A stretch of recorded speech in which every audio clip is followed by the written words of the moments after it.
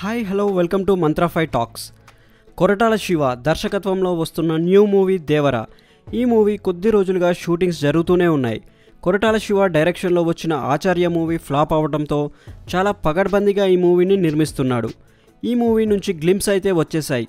అయ్యా బాబోయ్, ఆ బ్యాక్గ్రౌండ్ మ్యూజిక్, ఆ సముద్రంలో పడవల మీద కొంతమంది షిప్లోకి వెళ్ళటం అన్నీ మనల్ని లుక్స్ మార్చకుండా అయితే చూస్తూనే ఉంటాయి.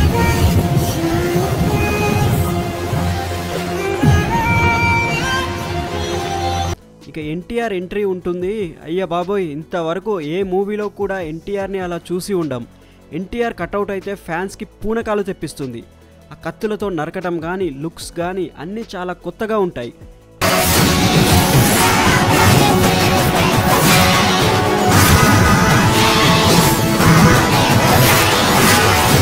ఎన్టీఆర్ని ఈ మూవీలో కొరటాల శివ చాలా కొత్తగా చిత్రీకరిస్తున్నాడు. ఆచార్య మూవీ ఫ్లాప్ తర్వాత కొరటాల శివ హిట్ కోసం ఆకలితో ఉన్నాడు.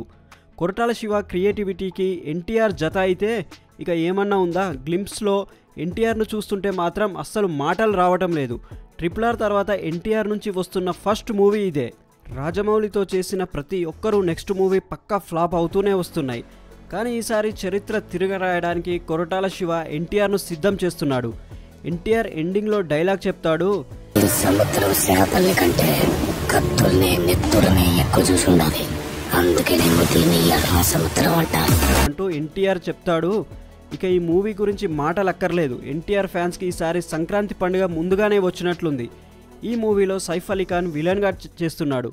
మొత్తానికి ఈ మూవీ సముద్రపు దొంగల మీద ఆధారపడి తీస్తున్నట్లుంది. ఇందులో ఎన్టీఆర్ వాళ్ళను అడ్డుకోవడం చూస్తుంటే అక్కడి ప్రజలకు ఎన్టీఆర్ అండగా ఉంటాడనిపిస్తుంది. ఈ మూవీ ఖచ్చితంగా హిట్ అవుతుందని గ్లింప్స్ చూస్తే అర్థమవుతుంది.